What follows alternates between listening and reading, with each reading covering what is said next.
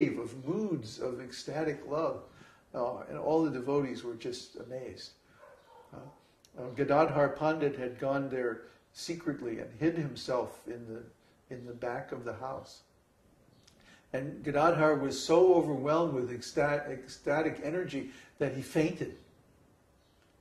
He lost consciousness. And when he came to, then he came out of his hiding place, like staggering like a drunk man, and fell on the ground in front of Lord Caitanya, was covered with his tears, and it was just too ecstatic. It was too much ecstatic. Nobody can understand how wonderful these pastimes are. If you read them, which I advise everybody to do, download the database and read the Caitanya-bhāgavata and Caitanya Charitamrita, then you'll understand why we say that the path of devotional service is the greatest blessing, the greatest benediction for human beings, and why everyone should follow this path and try to reach the perfection of pure devotional service, because pure devotional service is just the most wonderful thing in existence. It's better, it makes material enjoyment look like insignificant. Just like so impossibly trivial. And it makes the whole material ocean look like the water in the footprint of a calf. Have you ever seen the footprint of a calf? It's very small. Calf is a little delicate thing when it's first born. Remember those calves in Mexico? We would go by the ranch and see they keep all the newborn calves in one place. And they were so cute, like Bambi, really delicate and cute. Well, all young animals are cute. But anyway, cows they're cute anyway. So really young calves are really very, very delicate, like little deers or something, And they have little hoofs like this, and they make these little footprints in the mud. And then they fill up with water, and that water is very insignificant. So the whole material ocean that has everybody completely overwhelmed and conditioned appears to a devotee like the water in the hoofprint of a calf. And all the material enjoyment that everyone strives so hard for and competes for and dedicates their life and whole energy, it is so tiny, it's just insignificant. Because we have this eternal joy of spiritual love of Krishna. I can't begin to describe how wonderful it is. You just have to taste it for yourself. That's the only possible way you can know what it is. Even by many, many descriptions of much more poetic and much more erudite and much more intelligent than I can make, you can't understand, because those are just words. But if you taste this once in your life even, actually I think every devotee has tasted a little bit of Krishna Prema, at least once. That's how you become a devotee. Krishna reveals himself to you at least a little bit.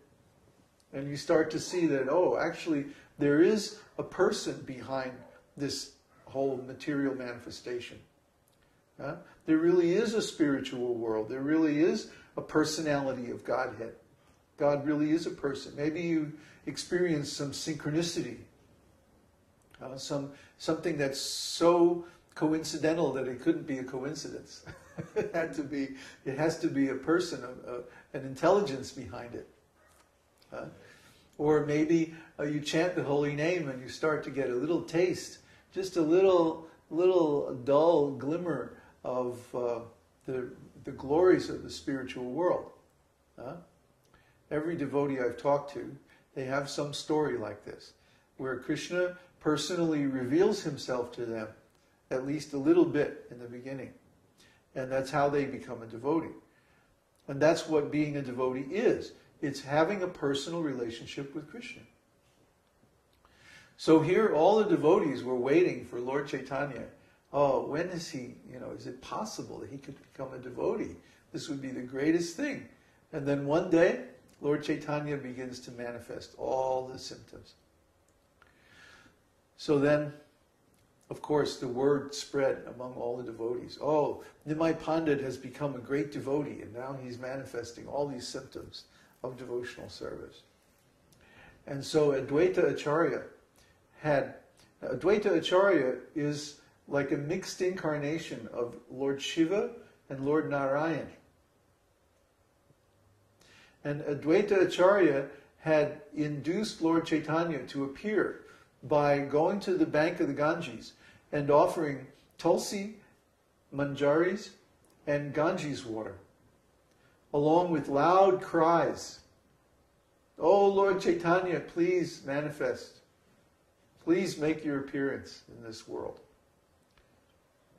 And this is a great secret, which is, of course, isn't like everything in Vedic knowledge. It's an open secret. That Krishna says, just offer me a leaf, a flower, and a little water, and I will accept it. So what's he talking about? Tulsi leaf, tulsi flowers, manjari.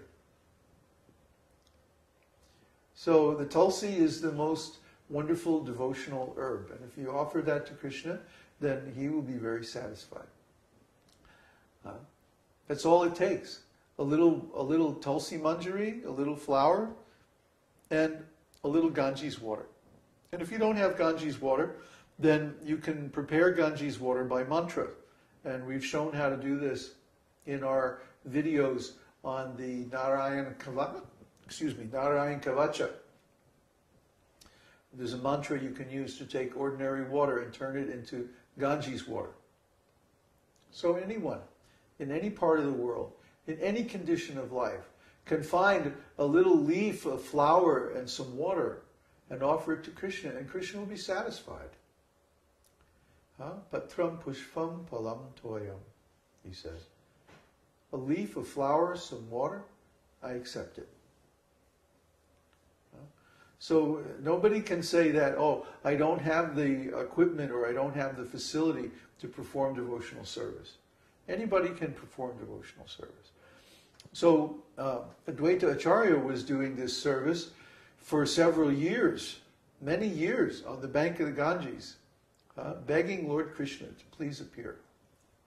Please appear and preach to all these rascals, these materialistic rascals. Make them your devotees. That will save the whole world. So please come.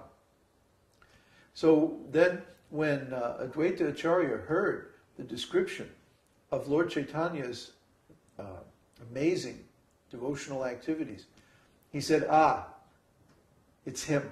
He was the first one to recognize that Lord Caitanya was actually Krishna himself. He was just waiting to hear that description of Lord Caitanya's amazing spiritual activities. Because nobody can be as great a devotee as the Supreme Lord himself. See? Sometimes the Lord is called Tri-yuga. 3 yugas means he appears in or incarnates in 3 yugas. He doesn't appear in Kali Yuga. Why? Because in Kali Yuga he doesn't appear as the Supreme. He appears as the devotee of the Supreme.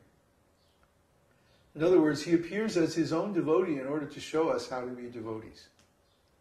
So the Lord appears as a devotee, and then he manifests all the symptoms of devotional service, but he does it as the Supreme Lord, who is like hundreds and thousands of times more powerful than any human being.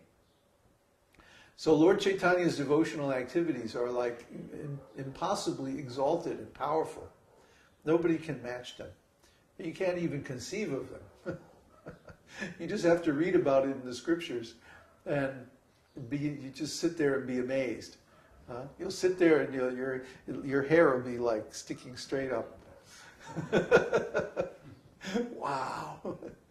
And so then Lord Advaita said, okay, I want to meet him now. Let's arrange the meeting. So they started to plan how to get Lord Caitanya to visit Advaita Acharya. But meanwhile, something else was happening. The atheists, the rascal impersonalists, phony brahmanas, they were very much upset with the devotees because the devotees were chanting day and night in Sankirtan. And they must have been chanting like really wild and loud and, real ecstatic chanting, because they were very much upset. They were saying, if these devotees keep chanting like this, though, it's going to ruin everything. They didn't understand that this is actually the Dharma for the Kali Yuga. They thought by chanting it means silent chanting. You sit there and you chant your mantra in your mind. And there's a place for that kind of chanting, but that's not the Yuga Dharma in Kali Yuga. It's Sankirtan. Sankirtan means chanting together. San means everybody. Kirtan means loud chanting.